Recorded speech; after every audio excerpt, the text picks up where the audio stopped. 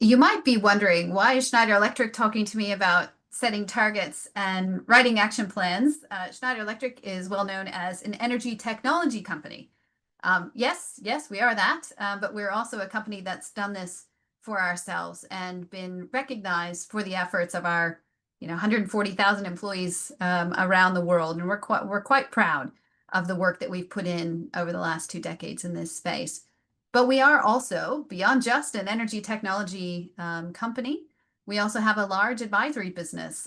So our energy and sustainability advisory, that's where I sit. We've been part of Schneider for about 15 years now, and we've done this type of work for thousands of companies around the world. So as Jared said, I'm Lisa Zembrodt. I'm here to share insights, but I'm sharing all of this with you under this disclaimer. So what will I talk about over the next 9 minutes? As Jared mentioned at the outset, we know that companies who have targets and action plans to achieve those targets are progressing their decarbonization and their efficiency projects, whether that's electrification or something else entirely. And the question becomes, well, how can we do that too? How can everyone do that? And one answer to that is to leverage the ASRS compliance journey. So we'll start there with a very quick recap of ASRS, the Australian Sustainability Reporting Standards. And we'll talk very quickly about how decarbonisation targets go beyond just resource efficiency benefits. We'll talk a little bit about science-based targets as one example of the type of targets that you can set. And we'll talk about a few challenges, none of which is insurmountable. So starting with the Australian Sustainability Reporting Standards, you likely all know what needs to be disclosed. Feel free to ping me afterwards if you'd like to chat more, but here I just wanted to highlight that targets, if they exist, they must be disclosed. And how you would meet those targets, so the action plan, would form part of a transition plan. So that must also be disclosed. So, and here is where I need to say, always seek legal advice because these compliance regulations carry civil penalties, which can be very serious. But these disclosure requirements are an absolutely fantastic opportunity to move those decarbonization and efficiency or other projects ahead. And why, you might ask? Well, that's because decarbonization projects achieve so much more than just resource efficiency, right? We can see here in this opportunity side. But that's often the lens that is used to assess decarbonization projects. It's often the lens that business case documents are written with. So strengthening the business case for your energy project should come from expanding that assessment criteria. So what we're looking at here is the framework under the Task Force on Climate-Related Financial Disclosures. And ASRS requires organizations to understand the climate-related risks and opportunities. And this framework is rather well known, but also very handy in getting that broad understanding. And that can give us that understanding of how the decarbonization and efficiency actions essentially can affect directly the financial outcomes in other ways beyond just this one element here of resource efficiency. So just imagine that world where you've got, approval for your decarbonization, efficiency, electrification projects, because the value of those projects is known beyond just the cost savings or emission savings, but instead, or as in addition to that, known for the stakeholder relations value, the resilience value, the customer preference value, the mitigation value of legal and reputational and regulatory risk, right? So there's lots of value that comes from these projects that's beyond just this resource efficiency. Okay, so what kinds of targets should we set? Well, the Science Based Targets Initiative has defined what targets should be to meet the Paris Agreement, and we should all be looking to achieve that based on the fact that over 100, or I think it's 190 nations have signed up to the Paris Agreement. So as you can see now, there's about 11,000 companies around the world with validated commitments. That's pretty significant growth over the last year and a bit. It's a 64% or so. Asia roughly doubled, if memory serves, in that same time frame. SBTI, look, it's not the only framework or reference, but it's very well known, well funded, well understood, lots of fantastic reference material. So why should you set science-based targets, or at the very least, science-aligned targets, even if you end up not having them validated by SBTI? Funny enough, the SBTI has just released, I think in the last week or so, their impact report. So it's not surprising, but it's really fantastic to see how the self-reported benefits of science-based targets are aligned back to that TCFD framework that we talked about before. So here you can see companies who have SBTI targets have stated they have seen reputational, strategic, financial, climate action progress benefits, resilience to regulatory change, and social resilience. So a fantastic suite of benefits come from having targets that are aligned to science or the Paris Agreement of keeping emissions or temperature rise to 1.5 degrees Celsius.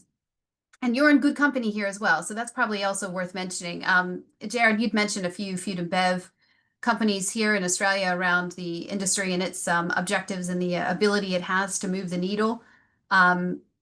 There are several large and well-known global food companies that have science-based targets. The list is public. I won't name them here for fear that I might miss a few of you, but feel free to share in the chat, of course, if you'd like to call out whether or not you've already got science-based targets. Okay, so what else should you know about setting science-based targets? Certainly more than I have time to tell you about in this very short few minutes, but instead what I'll do is I'll flip through these slides so that later you can watch the recording and pause on these slides and feel free to reach out with any questions that you might have. But there are near-term targets. These must cover Scope 1 and Scope 2, and they must be focused on absolute reduction aligned with 1.5C.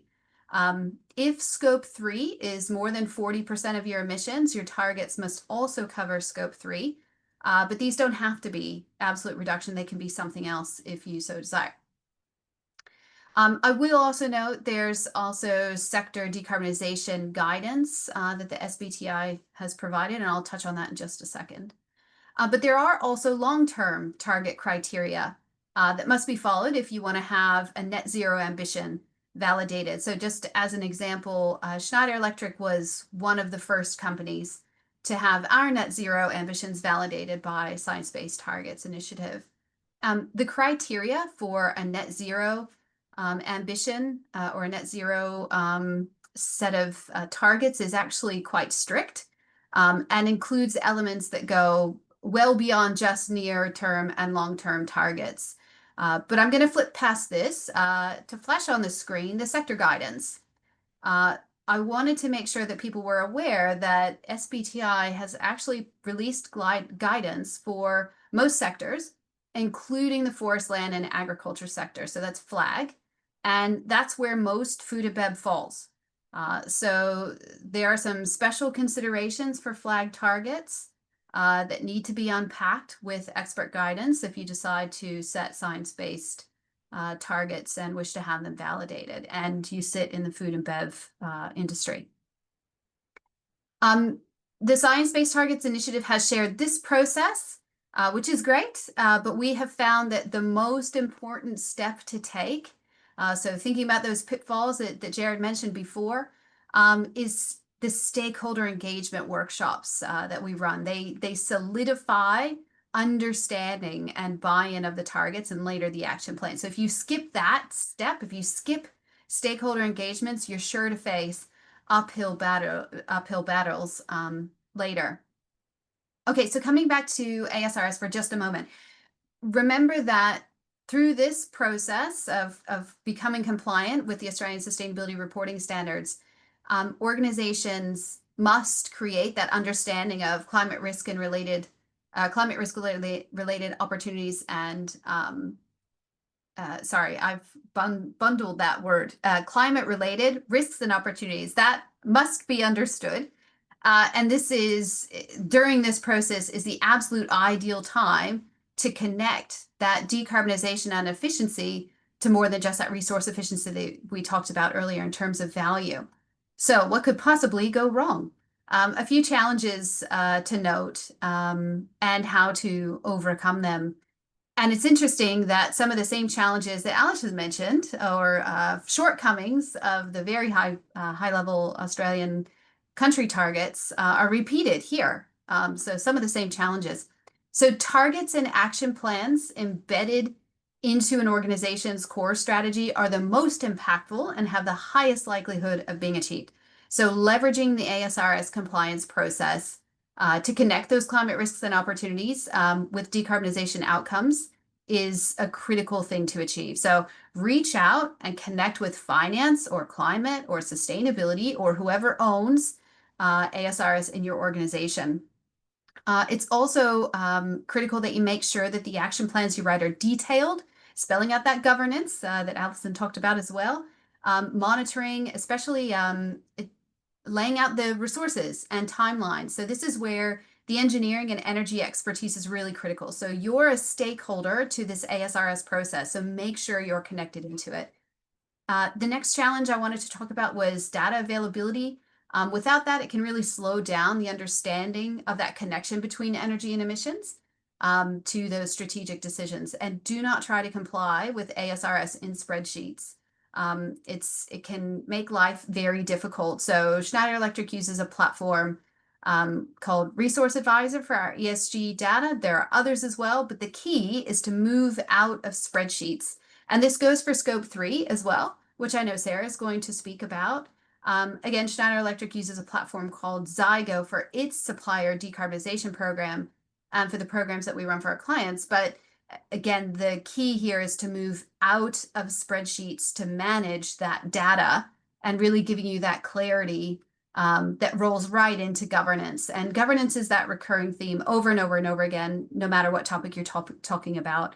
So defining who owns what is another critical enabler for success. And this might evolve as ASRS compliance journeys evolve in your organization. It might move eventually landing in finance, since this is considered and leveled with financial data.